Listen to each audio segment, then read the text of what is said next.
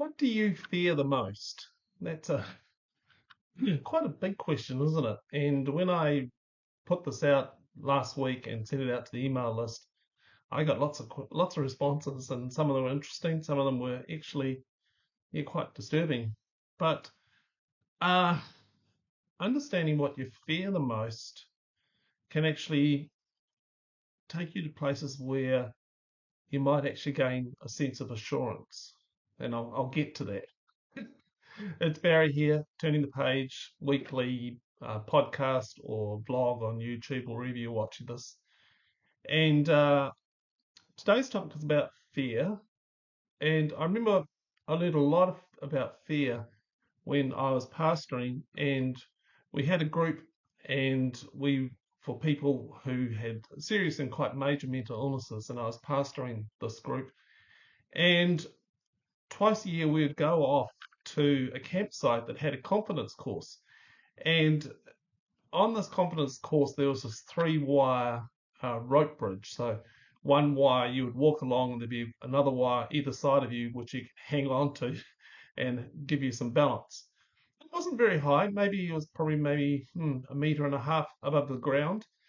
Um, but actually the hardest part was actually climbing up the sort of post ladder that you had to climb up to get to the top of it.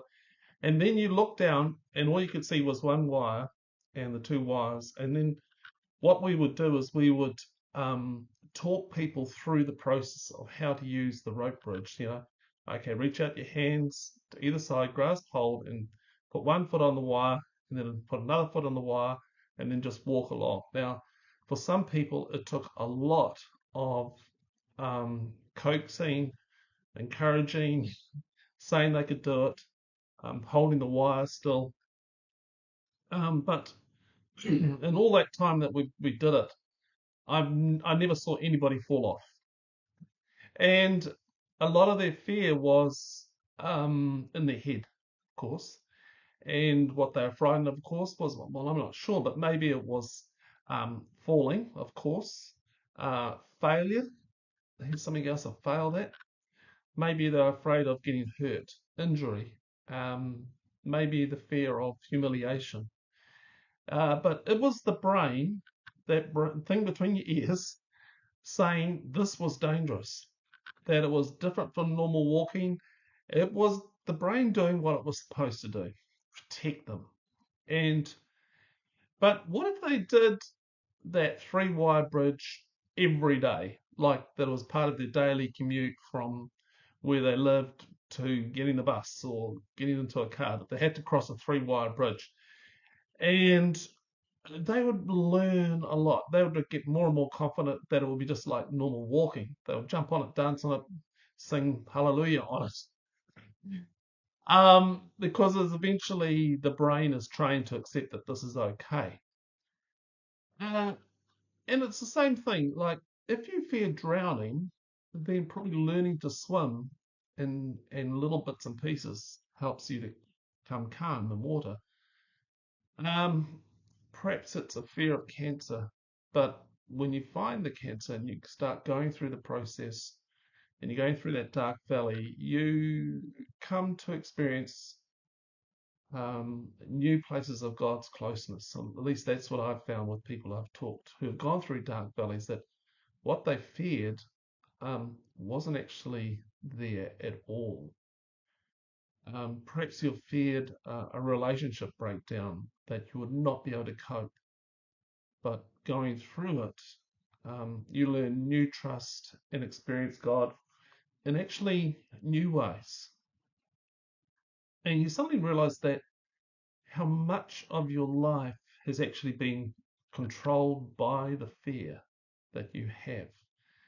Now, you actually probably don't know what you fear the most. It's sort of like buried away in the subconscious, and you'll only know it when your lifeboat starts to rock and water starts to come in over the side. I know some people who've been through some incredibly dark places. Yeah, it might have been the loss of health, finances, home, marriage breakdown, or even the death of a child. Finally, all the insecurities and attachments are stripped away, and you're left with possibly only the breath of the now. And biblical character Job was one like that. He had lost everything, lost his possessions, his family, his health, and they were all part of his incredibly dark valley experience.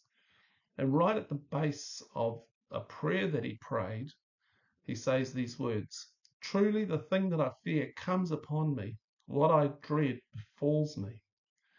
Now, we could easily attribute his fear to the loss of everything he found security or confidence in: possessions, family, and health.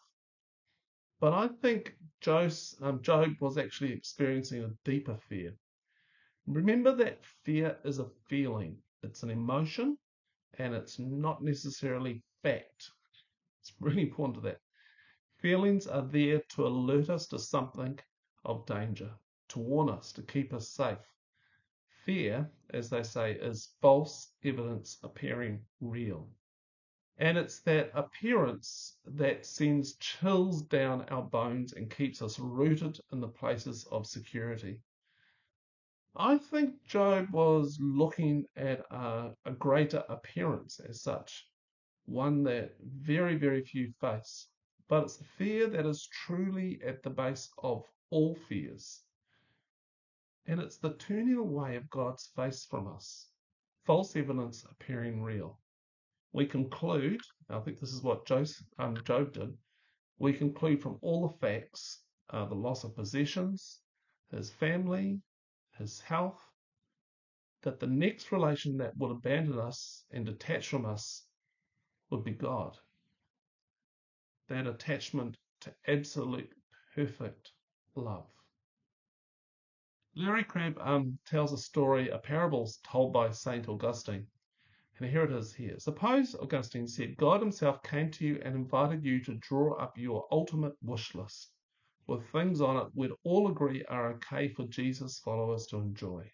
A good meal when you're hungry, a great family life, a satisfying sense of purpose and meaning, the excitement of romance and adventure, robust health, a job that showcases your unique talents and earns you respect with lots of money, a season pass to the theatre or to the ski slopes, a good night's sleep every night on your dial mattress, number mattress, and to top it off nicely, a good experience in church Sunday mornings where you gratefully worship the generous God who gave it all to you. Just that's like everything going perfectly right, just nothing. It's just life is just tick the box. It's fantastic. Suppose also that while you're looking over your list and deciding it's pretty complete, you might just throw in a brand new car, maybe a boat, a vacation home, and God speaks again. This time God says, I'll give you everything on the list and I'll grant you a long life to enjoy it. That's kind of the situation that Job was in. But there is one condition, God says in this parable from Augustine. If you accept this offer, you will never see my face. Wow. And Augustine explained this parable this way: the chill that you feel when you think of never seeing God's face is your love for God. Never seeing God's face, or all the blessings and possessions and all that sort of stuff in the here and now. I think Job was in the grip of that chill. He had all that life could offer. His life was as complete as much as his wish list could offer him. But now he was in the grip of a winter chill to the soul. The fear of not having a relationship with God that was similar to being face to face with God. Would that be the very next thing that is stripped away from him? It was coming upon him, but hadn't happened. It was the next challenge, the most difficult. You see, I believe many of us worship a God of certainty. We like to be in control. We worship this God of certainty. Tributes, offerings, gifts of obedience and compliance are made to this God of certainty. If I do this, the God of certainty, you are expected to behave in these ways. It's a contract we make to help us feel safe and secure. And God is boxed into our limitations. I'm reminded of C.S. Lewis and the story of Narnia, where the children were asking about Aslan, someone they were yet to meet.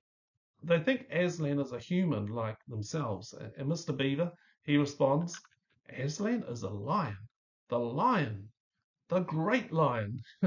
Oh, says Susan, I thought he was a man. Is he quite safe? I shall feel rather nervous about meeting a lion. Safe, said Mr. Beaver. Who said anything about being safe? Of course he isn't safe, but he is good. He's the king, I tell you. We want a God of our own making, don't we? A God of certainty. But God comes and invites us to walk with a lion, dance on the water, step into fire, leave our safe home experiences, and venture into trust. In our dark nights, in our deepest depressions, we may feel that God has abandoned us. It's fear, false evidence appearing real. And after Job's friends have dissected his life and passed judgment, which is the most of the story of Job, God comes sweeping in, not with answers, probably not with more certainty, but with questions. Questions that bring Job to new places of mystery that only those that have been through the dark valleys can appreciate and know. The loss of God is a fear. The loss of God is a fear. But we rest secure in Aslan's voice. In Deuteronomy, it says this, be strong and courageous. Do not be afraid or terrified because of them. And I'm just saying, because of them, the cancers, the traumas, the relationship breakdowns. For the Lord goes with you. He will never leave you nor forsake, and I'll just add a detach from you. It's Deuteronomy 31:6. What do you fear the most? It's a simple question, but the answer is very revealing. The answer may tell you what you want to be in control of. Perhaps it's that place where God wants you to trust in their providence. Here's some quotes. Where you focus is where you go. Focus on the negatives, challenges will always take me down. Focus on the positive, good things will always give me hope. The subconscious can be reprogrammed through cognitive reassessments. A feeling of hopelessness, no matter how strong, is an echo and perception from the past, and it's not how things really are. My feelings are reflecting what my heart believes. So what am I telling myself? Feeling it doesn't make it so. Believing all of my emotions is the shortest way to a loop of insanity. First the truth, then faith in the truth, then the feelings will come around. And it's not events either past or present which make us feel the way we feel, but our interpretation of those events. William Backus. The people who are going to be controlled by their fears are the ones who don't admit them and deal with them. Richard Rohr. People who have a large shadow world tend to be fearful. Aimless anxiety is one of the main ways the shadow shows itself. They often tend to be angry too. They're forever looking for a projection screen for their anger, when in fact, they're really angry at themselves or at life in general. Richard Rohr. The past describes what happened. It does not describe what will happen. My life has been full of terrible misfortunes, most of which never happened. Michel de Montaigne. The moment God is figured out with nice, neat lines and definitions, we are no longer dealing with God. Ronald Bell. God is not nice. God is wild. Richard Rohr. I love that quote. When you stand before me, God, in mystery, you will eventually rest within me in trust. When you can't figure me out, you'll give up the illusion of predictability and control and discover the joy of freedom and hope. Larry Crabb. Questions to answer. What happened in you when you read the chill that you feel when you think of never seeing God's face? is your love for God. What experiences of fear have you been through? What have they taught you? How would someone worship or give worth to a God of certainty? So, question is, what are you afraid of? What are you living in fear of? And if I could give you a certainty of that never happening, all right, like you would never see the face of God, what would you choose? That's the question. What would you choose? Seeing the face of God or living in certainty of not having that fear come true? Hey, send me an email. Always love to hear from my listeners and my viewers. barry@turningthepage.co.nz. And if you want to come over and read this particular post, there's a link in the show notes. And particularly just may you come to understand the deepest fear, and that fear will never ever be realized. Okay, bye.